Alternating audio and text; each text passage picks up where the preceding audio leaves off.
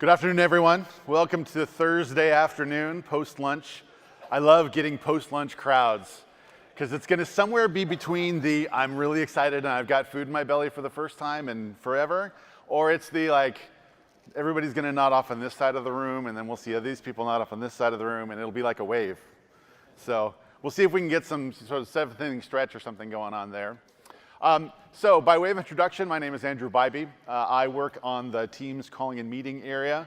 Been with the team for about 5 years, so been on this sort of wonderful journey that we think of as Microsoft Teams. Here to talk to you today about compliance recording, which seems like maybe a fairly sort of base topic, but actually has a lot of interesting aspects to it. So hopefully we'll be able to talk about that, and hopefully you're here to learn something about that as well. As just a short public service announcement, this is sort of session 4 of our learning path for today. For those of you that were planning on also attending session 5, which I will also be presenting, that originally was going to be in a different room, but we've managed to save you guys all the exercise because we figure you get enough walking for that. We're going to stay in here. So I will make sure to let the event staff that there was applause at the ability to stay here for that one. All right, so. Very happy to be here. I'm very happy to talk about what we're doing in this area around compliance recording. The work that we're doing here is really a sort of a larger set of, trying to help address a larger set of needs that we've got, not just from our perspective, but from a customer perspective, which is around how we blend communications and the work that you're doing, the sort of core interactions that you have in your organization around calling, around meeting, and really bring that into the workflow of running your organization or the customers that you're serving. And so we think about that workflow as mixing with that communications into something that's really business critical for you. And so when we talk about what we're doing in this space with financial services organizations or healthcare organizations, for example, those aspects of being able to capture those recordings and be able to make sure that they're getting treated in the appropriate regulatorily appliant way, bless you, is important. And so these are all sort of a set of things that we see the need for with Teams in our customers, but they span a sort of a collection of different categories. And so when we think about those things, we really think about these solutions that we're building with our partners around these areas as helping to drive sort of more impact for Microsoft 365 in your organization or in your customers that you're serving in their organizations. So when you're thinking about deploying calling and meetings, these solutions help you get even more value out of what you're buying and more usage out of what you're deploying to your users. But they also help you to reach every single role in the organization. So we certainly hear that every organization has a different set of needs. And as you're sort of thinking about deploying calling and meetings to those different needs, it's important that you can address not just the information worker that sits at the desk, but that you're addressing the trader or the analyst that happens to be sitting and dealing with a lot of different internal and external interactions in the company. And then finally, we see these as actually great opportunities for partners to help grow the ecosystem, but also to help reach a much wider set of audiences than we can even with sort of the basic core set of features in calling and meetings. So we're very excited about how we pull these category solutions together. And ultimately, we think this is about enabling these critical, business-critical workflows so that we can empower customers to actually move forward with calling and meetings and help them drive their digital transformation all the way through to the entire company. Now, as part of that, we've previously announced some category solutions around, for example, video interop, as well as data loss prevention. For those of you that may not have seen it earlier this week, we announced in a blog post for Teams and for Teams calling that we actually have an additional partner. So we had previously launched partnerships in CVI for Pexip, BlueJeans, and Polycom. We actually announced a new partnership with Cisco to bring them in as a cloud video interop provider, and also to be able to now introduce a new sort of modern way of what we think about modern interop for modern room systems that we'll be working on with Cisco and Zoom as part of that. So these are important categories for us, and you can see even with some of the established ones, we continue to move these things forward. So think of that sort of in mind as we now sort of talk about these next couple over this session and the following, where with compliance recording and contact center, these are important areas for your business, and we want to make sure that we're actually helping you move your business forward with these solutions. And as part of that, then, there's just going to rely on a set of capabilities that are actually underneath the sort of the cover, so to speak, with our communications platform.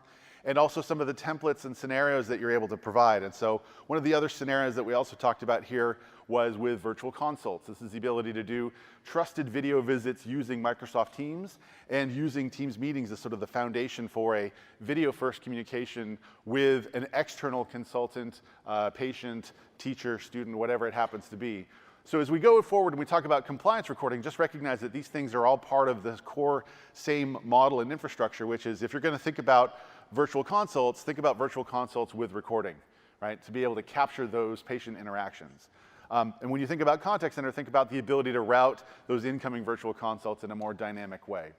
So we really see these as, again, helping to move your organization forward and really capture sort of all the opportunity with 365. So that's sort of the pitch around category solutions. When we get to the contact center stuff here in about an hour, you'll just know that we're in that sort of same vein. But now, let's sort of dive in and let's talk about this. Now, with compliance recording, I usually like to start with a taxonomy. Now, this taxonomy not sound very exciting to you, but it's actually really important for the rest of the conversation that we're going to have. How many of you have actually used a Teams meeting and a recording of a Teams meeting at some point in the last year? All right, good. Most of you have show of hands, so that's awesome. So that ability for you to say, hey, I would like to record this meeting, we think of that as a convenience recording. It's basically at your behest.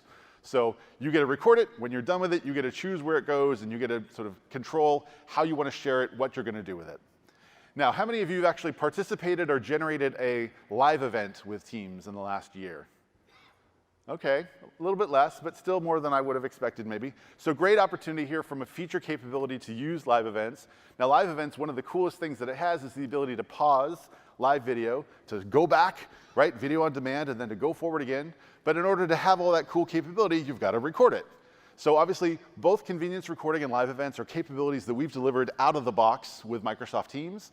And those are core aspects of what we think the life cycle of meetings are about, right? The ability to remember and to go back to it. Now, there's a third aspect here, which is when we think about now, it's really not your decision to record. It's actually a requirement to record the conversation from a policy or a regulatory perspective. And for the purposes of this taxonomy, we're going to think about that as organizational recording. Now, the reason that we get into this is there's a sort of little side eddy here that I want to just talk about briefly. When we're doing Teams meetings and you're hitting that convenience recording or using a live event, we are handling those things in a compliant way. So I just want to be upfront about that. Those meetings are going into stream, they're getting handled correctly, you can find them in Security and Compliance Center. So when I talk about compliance, everything that we're handling for you out of the box with meetings, we're doing in a compliant way. However, there is another set of capabilities though, which is I want to be able to actually control who I'm going to record, and I want to do that automatically, and I, as the admin, want to be able to decide that based on regulation or policy for that user or group. That is organizational recording, and that's what we're going to spend the rest of the time talking about today. Last little eddy, lawful intercept. This is not an area that we're going to talk about right now. There are some folks in the room that may be thinking, hey, this is great, compliance recording. Can I surveil all of my employees silently?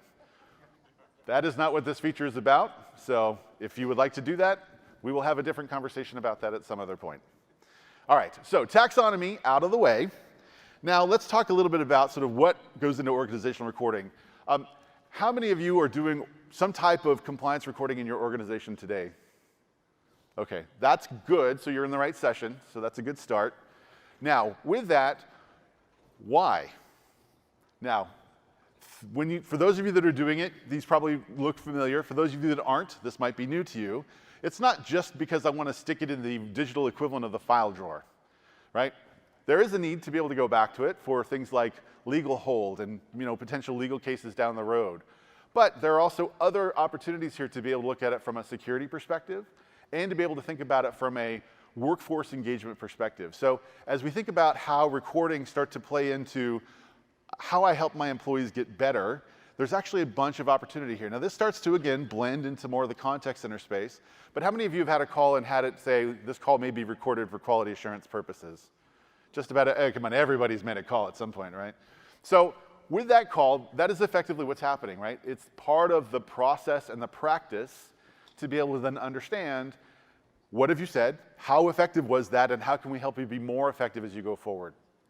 So these are examples of solutions that are being built on top of this asset of a recording. So it's not just about sticking it in the digital equivalent of a drawer, but it's also about helping the organization to improve end to end. Now, to do that, there's a set of capabilities that you need, and you need to understand, how and when you're going to choose to record. You need to have the mechanics of being able to do the recording. You need to be able to know where you need to put these things and how you're going to manage them. Retention policy is a huge aspect of this.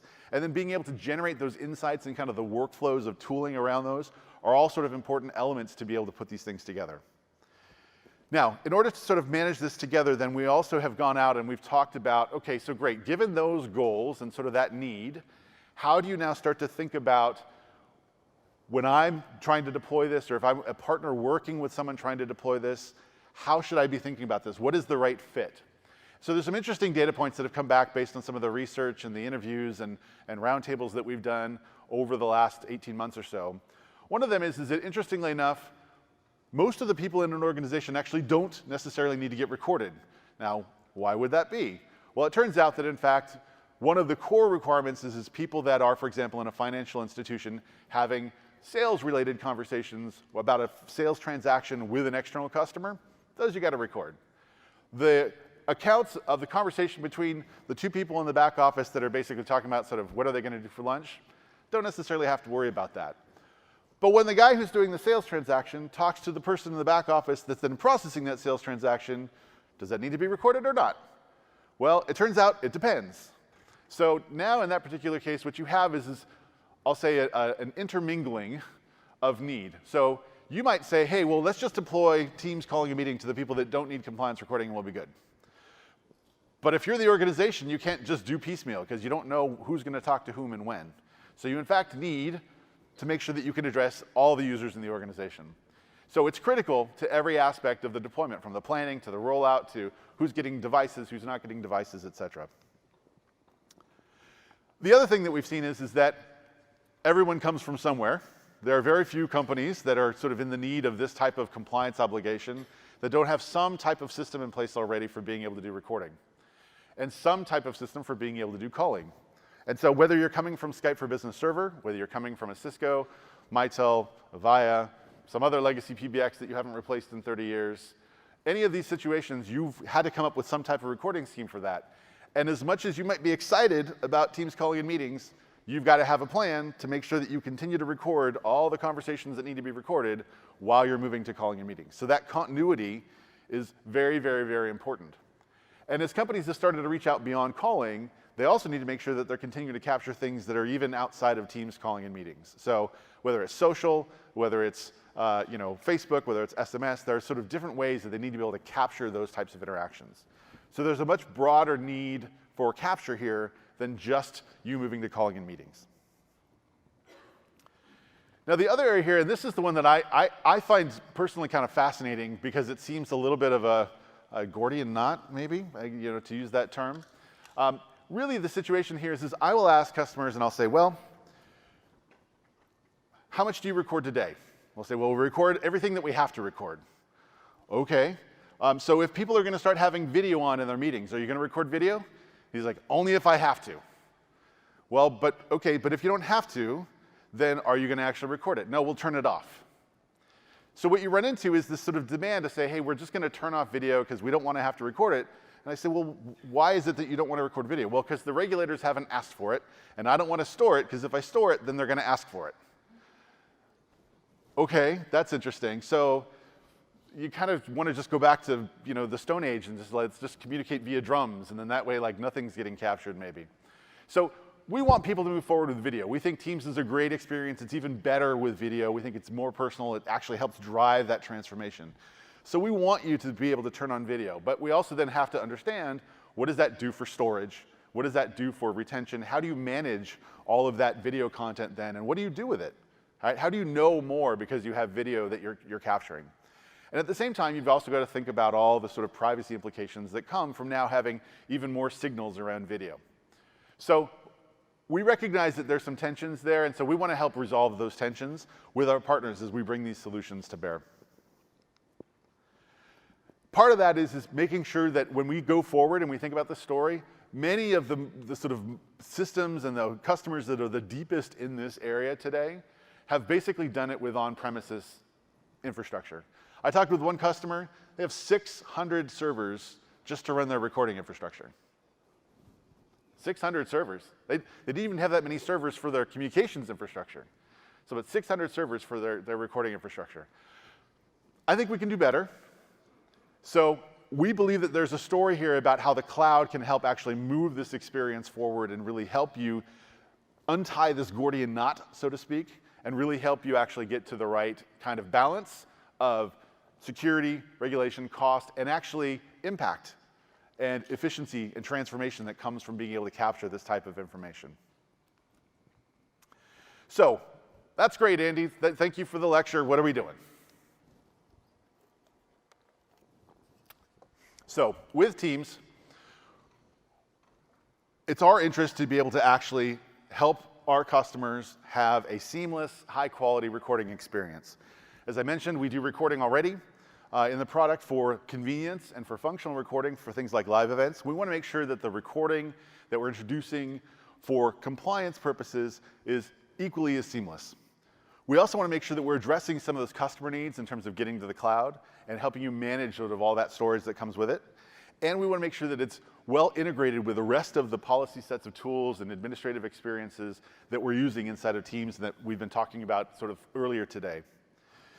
Ultimately, we also feel this is part of our sort of advanced communications value, and so we do see this as an important element of our phone system story and how we can actually tell a more value story with E5 to put these things together. So how does this actually work?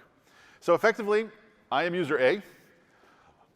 When I am user A, I'm going to place a call, or it could be joining a meeting, so we'll sort of interchange the verbs as appropriate. Now, when I do that, this is where some of the magic starts to happen. So we've done work under the covers to actually now, in our core calling infrastructure, when I see this, I'm going to do a couple of things new. So one of those things that's new is I'm actually going to go and I'm going to check our policy store. And in that policy store, I'm going to determine whether or not this is supposed to be a recorded user or not. If it is a recorded user, then that will basically come back and it will tell me which recorder I'm supposed to use. Now, there's a couple of things that I just said that I want to just make sure caught your attention. Number one, I get to choose different recorders for different people. And number two, I get to choose different recorders for my company all up. So that ability to actually stipulate different recorders and different people is really important because it now means that this isn't about you having to now deploy different recorders into your on-premises server pools like you might have in Skype for Business. This is now you being able to take advantage of the cloud communications platform, Foundation, and Azure to be able to now bring in these recorders in a flexible way on a per-user basis. Now, with that policy check done, I'm now going to take that recorder identification, and I'm now going to effectively auto-invite that recorder. Now, what in the world is an auto-invite? That seems like a weirdly technical, non-technical term. So an auto-invite basically is about what you might think, which is when I'm going to now decide which recorder is going to get brought in, we have the ability in our communications infrastructure to invite, to send a request to join this conversation to a bot, to this media service that is now joining. And in the process of doing that, this thing is now going to get a set of information about who placed the call and other metadata about the sort of communication that was starting to happen. And it's now going to join the call. Now, the natural question that you then ask is, well, does this happen before user B gets the call or after user B gets the call? And the short answer is it happens before. And this means that the recorder is available and present in the conversation at what we think of as time 0. Not the beginning of all time, but at least the beginning of the time for this conversation. So once that happens, then the call can go through and user B now receives the ring. And as far as the user B is concerned, this is no different than any other conversation. Now, what do I mean by that? Well, ultimately, user B sees an incoming call from user A. They do not see the recorder in the conversation. They do not see that it is a three-party conversation. They just see that it is a normal call. Transfer still works. Everything still works the exact same way that it's supposed to.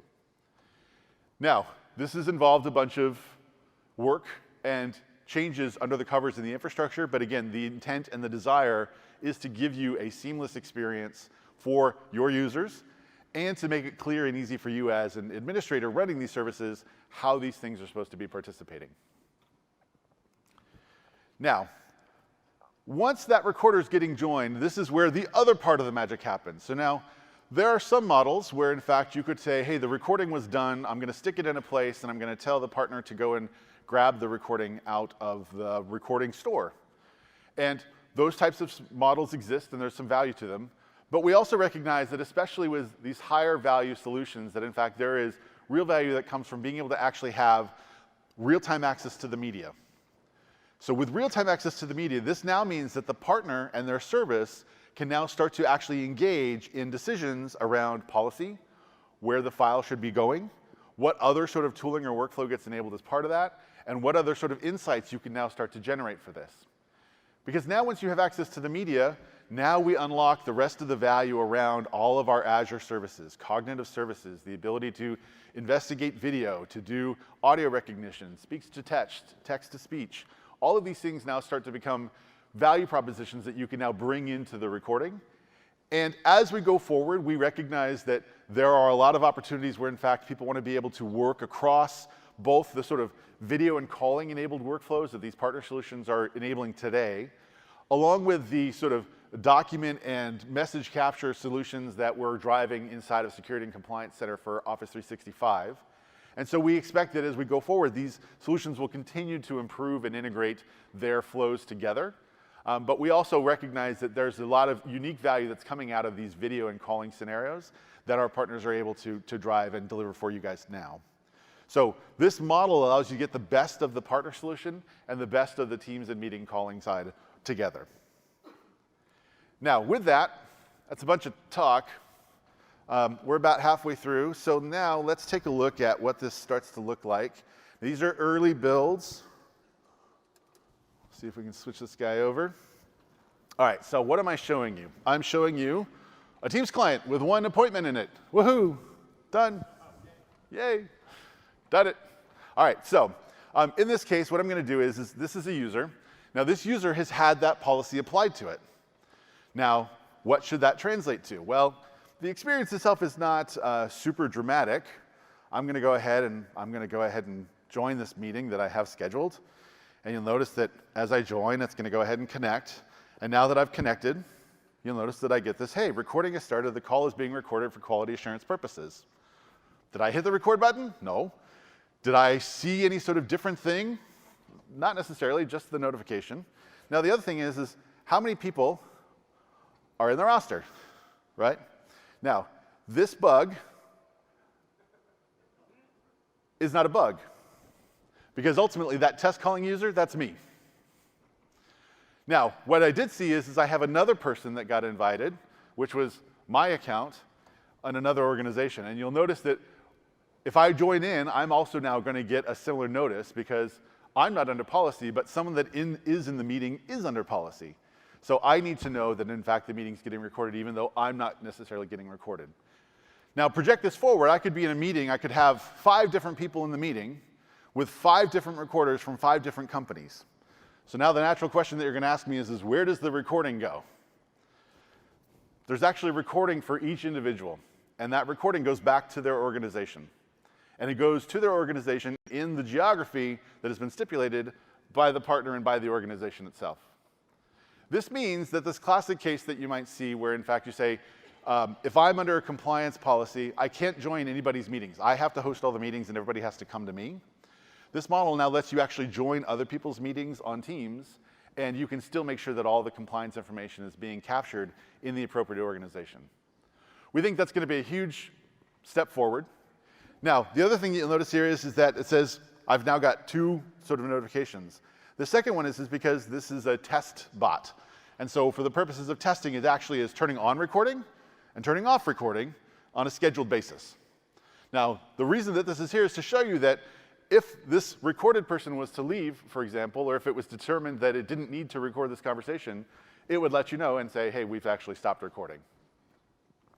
Now, this gives you an example of, hey, it's doing video, it's able to capture this, I'm able to do notifications, all these things effectively sort of come together.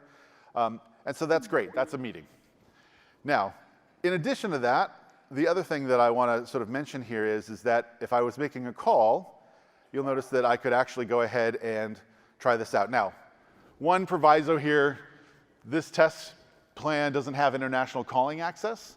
So what we're going to actually do is we're going to call the operator that's going to tell us that we don't have international calling access. And that's OK. It's not a bad voice or anything like that. But what I'm going to do is I'm going to call the Microsoft main number. Now I want you to notice two things.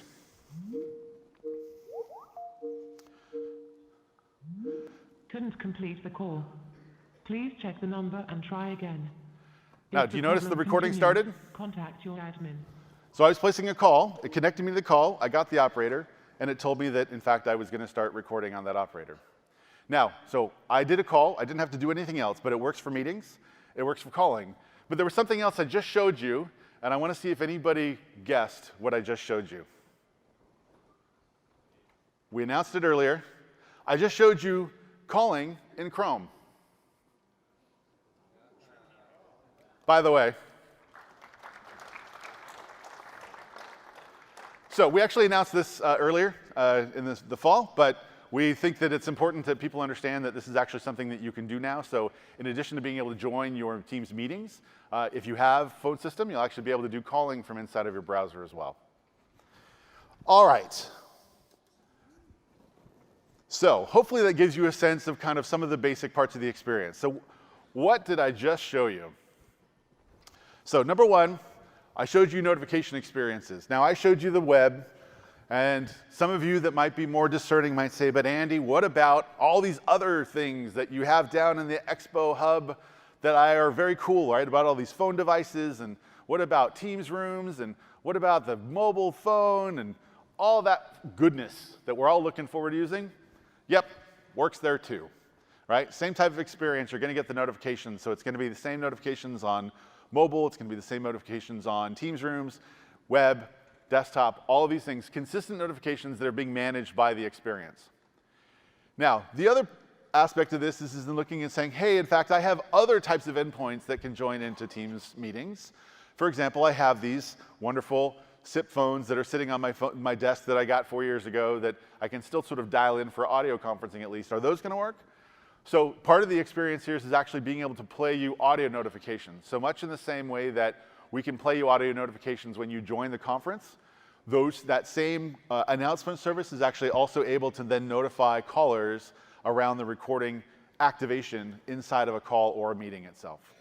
So it's handling both the visual and the audio notices together, and it's doing that in a seamless way. And it's all, again, based off of that communication foundation. So as the recorder is joining, it's communicating and letting the service know, this is how it's happening. I'm now recording. Please let everybody else know. So that notification is a key aspect of that. Now, with that platform work, this is the other sort of piece that we're very excited to sort of bring forward, which is on top of the communication APIs that we released this time last year, basically, we've now introducing some enhancements for recording specifically. And so these enhancements are in both the core APIs as well as some enhancements to our different SDKs. So we have a calling SDK, we have a media SDK, and to do these things, this basically allows you to now get this additional information, these events and properties that allow you to actually support these different scenarios. So who was the call from? Who transferred the call? All of these types of information that you want to be able to collect as part of your recorder to now be able to make this happen. Now, once you've done this work, this is the work that our partners are doing, and this allows you to now actually deploy these types of services into your organization. So when you do that, you're going to need to have an administrative permission, right? These are highly trusted services. Now, they're not going on front-end pools like they might have been in Skype for Business, but they are accessing all the communications in your organization. So this is definitely something that your administrator is going to want to have permissions over. And when you do that, then it allows you to basically get access to these streams and permissions that you see here. So group calls and meetings, sign in, the ability to now actually get access to the media stream. So these are new permissions that we've published that allow you to actually get access to this information. Now, the other part of this, and this is really, this is fun, is group policy. Now, I talked about sort of integrating these experiences together. So most of the work that we've seen when we talk about this is about add change. So if an employee starts, I want to be able to set the policy. If an employee leaves, I want to be able to remove the policy. Sometimes if employees change roles, I want to be able to sort of change, potentially turn it off if they move from a compliant role to a sort of a non-compliant required role. So we've integrated this now with PowerShell.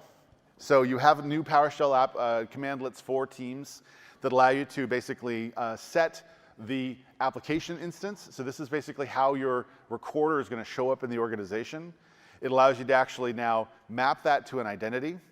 And then once you've done that, it allows you to basically create what is a new policy. So this is a new compliance policy that basically allows you to stipulate, this is a type of setting, so the same way that Jamie probably talked about some of the policy work here. So I'm stipulating effectively a default setting, and I can apply this default setting to types of users. And once I've now created that default setting, I can go ahead and do the apply. And so when I do the apply, or the grant in this particular case, what I net out with is hey, if I go and look at this user, I can see that for this user that has this recorder assigned to it, and via this policy. Now, that's a bunch of under the cover stuff. You're going to do that once, maybe. You're going to do that sort of through an add change process, so you're definitely going to want to automate that via PowerShell. But once you do that, you get all the seamless experiences, and all those things basically just work from a Teams perspective. Now, with this, the other thing that we've done then is that we are now moving forward with partners. Earlier this year, we talked about some important ability to have partner solutions in this space.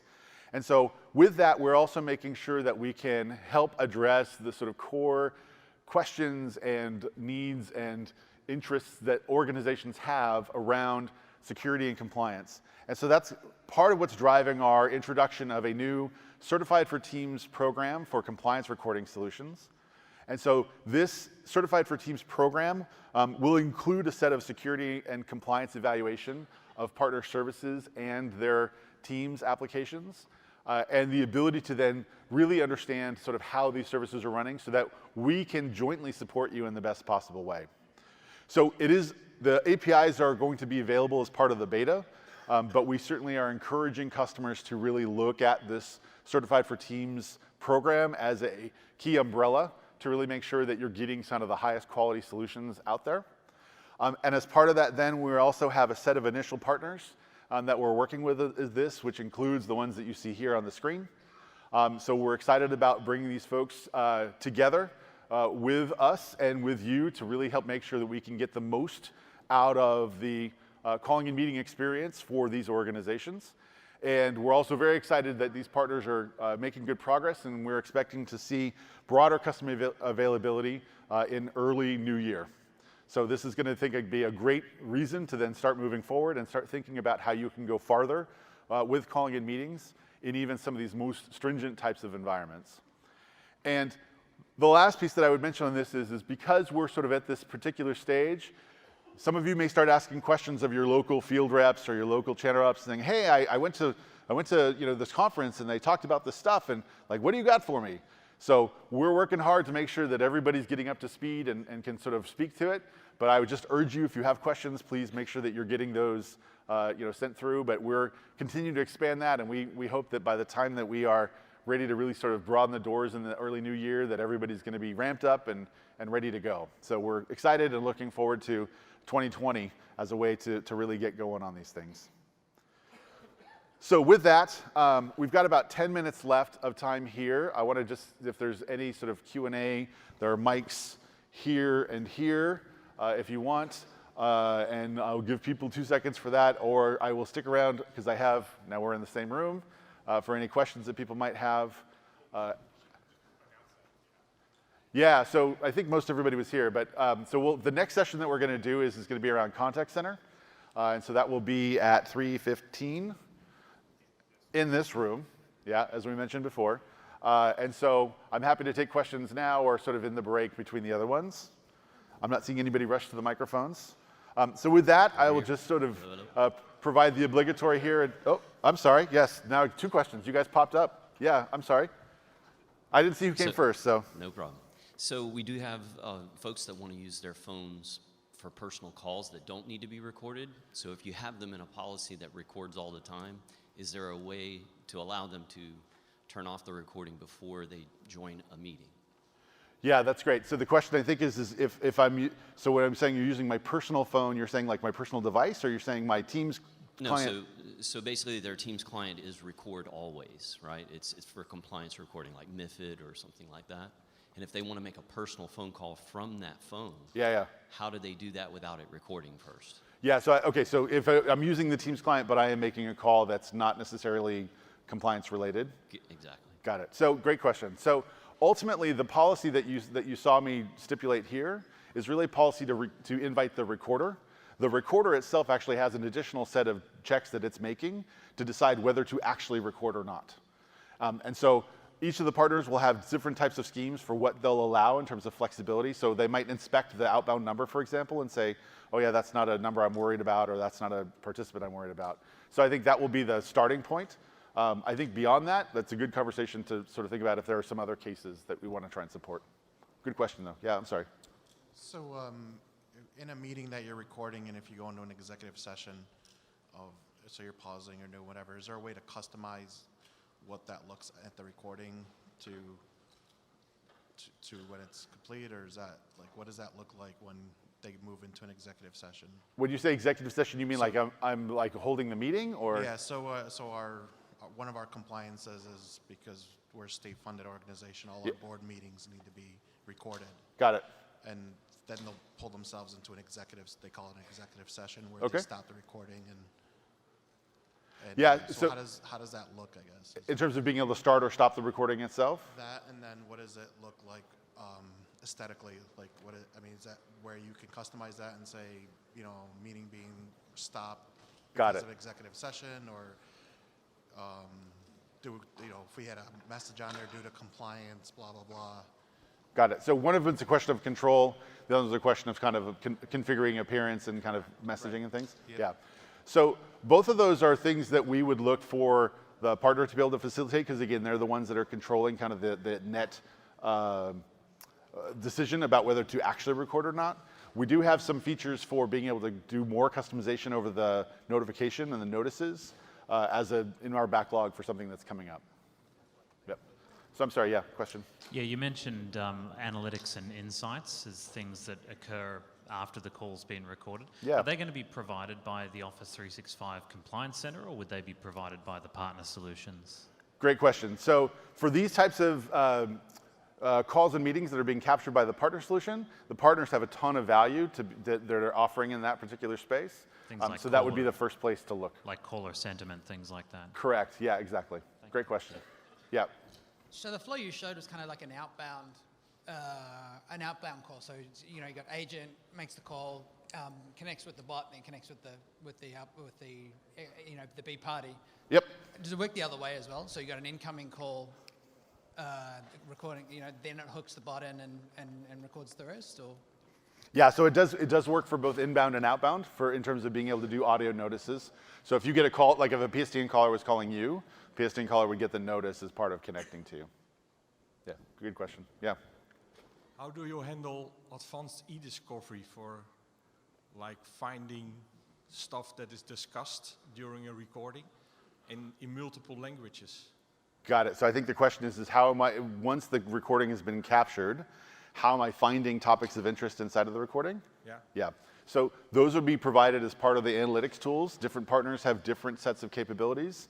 So I encourage you to check out the partners and see kind of what they've got in play. Most of them have some type of ability to search through and do recording. So yeah, I would take a look at those. So there are no plans to add that to the advanced e-discovery of Office 365? Well, we have a set of those for the recordings that you're already capturing yourself. So if you do recordings, we send it to Stream. Stream already does indexing, transcription, et cetera. So you can look and search for topics based on the transcript, right? But those are recordings that effectively you've controlled. So yeah, but that is only in a couple of languages, right? There are some constraints in terms of languages, but those are kind of changing on an ongoing basis. So, and I think so I would look at the ones that we have for Stream if you're capturing your own meetings, and then the partners have a set of capabilities for that as well. Okay. Good question. Yeah. Hi. Is it possible to policy control the notifications, the audio and visual notifications? Question is it possible to policy control the notifications? Short answer is yes. There are some controls about how you want sort of the notifications or how frequently. But we can get into details on that as we go forward. But short answer is yes. Okay, and does that mean the bot that you're inviting won't show anywhere, or? Yeah, so the bots, once the recorders are joined, they basically, when they stipulate themselves as recorders, they're not shown anywhere else in the experience. And so there are ways for you to be able to control kind of how much notification. I'll just go back to my opening statement. Not intended as a total surveillance tool necessarily, but you do have some control over sort of how much notice is being given. Good question. All right, I'm sorry, yes. What if I set up the media bypass of direct route? Is it working? Great question. Media bypass for direct routing. So this is a great drill down topic. So the short answer is if you set up media bypass for direct routing, you're basically saying, I don't want my media to go outside of the SBC. And the recording that we're doing here is all in the cloud, which is why you were able to see me do a recording even though I was running a browser solution there. So in that particular situation, we believe that the answer is going to be that media still has to go out over the cloud for that particular conversation. So it's not you're never going to do media bypass, and it's not you're always going to the cloud, but for the calls that have to be recorded, you would have to go to the cloud. So we need that. to turn off media bypass in order to use compliance. It could be recorded at the SBC. So this is where, again, we're going to start getting into some very specific topics. So I would say, network configuration is definitely something to spend a little bit more time on based on your needs to look at that. The core constraint that I would say is because we are doing the recording in the cloud, that the media has to go to the cloud for that particular conversation. I have other questions. Second question is that what if I make a hold and a transfer to someone? How does the call recording file looks like? Two files or one file? Yeah, great question. So each call. So how do I handle transfers? Is I think the basic question. Yes. So basically, each transfer leg is considered a new call to evaluate, and so the recorder would effectively get re-invited to the new leg, and then make a determination about whether to continue recording or not. There are a set of properties that you can inspect, and that, from a recorder perspective, you would then basically put together like a transfer chain. So you'd be able to see like this call went to this call, went to this call. But in general, it's basically two recordings for that simple scenario. What if I make a hold and on-hold? It's one string of the file. Hold and on-hold is not two. To hold and on-hold would still be one recording. And the last question, maybe you already mentioned, but I miss it maybe. What is the necessary licenses for this feature? The license requirements for the reason? Yeah. Yeah, so this work around being able to enable this policy will be something related to either having a phone system license or E5. Okay, thank you. Yep. So I'm sorry, you were very patient, thank you. What about archiving and retention rules? Is that handled through Teams or is it handled through partner solution? Great question. So the core retention and archiving policies are integrated with the partner solutions today for the medias that they're capturing. We have some conversations that were going on about sort of how we can help to streamline some of that. So like if you start a legal hold, for example, in Security and Compliance Center, is there a way of sort of propagating that or somehow instigating that with a partner solution? That falls into that category of like things that we think will continue to sort of improve. But for right now, there'll be flows on sort of both sides.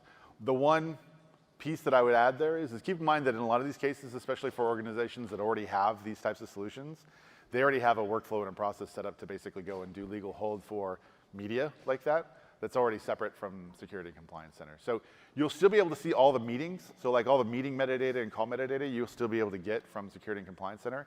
It's just if you want to actually do some of those holds over the media side of it on the partner side. But what about for countries like Germany with GDPR and some of the other regulatory bodies? How do you set up the instance so that you're locked down within that country? Great question. So if I'm using one of the local sort of sovereign countries, or how am I making sure that I'm getting the media stored in the right place? Yeah, so we've been talking through that. The partner solutions basically have different schemes for being able to store to local archives. Some of those archives are in fact, providing different types of flexibility. So some will be in the cloud. Some can actually propagate that to your local, maybe in an on-prem deployment. So there's some flexibility there that the partners are providing. That'll be a per partner choice as to how much flexibility. So I would say in that market, that's something to take a look at. Yeah. Is there any native, or do you know of any partner solution to include full screen recording? Full steering recording. Full screen recording. Oh, full screen recording. So all of the recording solutions that we're working with are going to be working for audio, video, and screen sharing that are coming through Teams. Okay. Yeah, I'm looking more for like in a contact center for training purposes, where people are moving back and forth between different applications. Got it. So you're talking more like desktop recording, like tracking like the actual things that they're doing while they're on the screen. That's a good question. I'm not sure, but I can follow up on that one for you. Thank you. Yep. Okay, last question. So I wanted to hook on to the earlier question about the direct routing and direct media. Yeah. If you have a Teams call, which is being recorded, it will usually have direct media between the clients. Yes. So now if you're going to record your whole organization for purposes, all calls will always go to the cloud. If you choose to do that, yes. I mean, based on the research, I guess what we've seen, that tends to be a smaller percentage. You might be in that percentage. But yeah, effectively, because the calls are going to the cloud, the media is going to the cloud, there will obviously be a little bit of a difference in terms of the media path. But given the other work that we're doing, we believe that that's still going to be a pretty solid experience for the folks that have that policy set up. Yeah, okay, and just to make it clear, so the recording device is always in the cloud. It can never be on-prem and sort of sync down? Yeah, so great question. So where is the recording device located? So the core recorders, in terms of this core program, are going to be in Azure and consuming directly from our media processor in the cloud. There are additional options that folks have. So some of our partners, for example, have SBC recorders, so they'll capture at the edge. And some partners have client-based recorders where they're doing like media packet sort of pull off, directly from the device. So again, this is where mileage will vary a little bit, but depending on your needs, it's something to take a look at. Yeah. So basically, when you're recording the meeting with video and everything, it's always going to be in the cloud. Correct. Okay. Correct. All right. So we're over time. Bunch of other sessions we've been walking through. You guys were here for a number of those. The last piece I will have is around making sure that if you have been thinking about going from Skype for Business to Teams, we have a bunch of experiences that have been happening. You can also go and check out our work around upgrade workshops. If you've been wondering about devices, a bunch of good stuff around devices. And we also have an interesting promo going on, so if you wanted to get sort of a nice little discount off of devices, then you can use the promo code to get that going. So I'll be back in half an hour in the same rooms. We'll talk about Contact Center. That'll be fun. But thanks for showing up, and I hope to see you guys here in a little bit.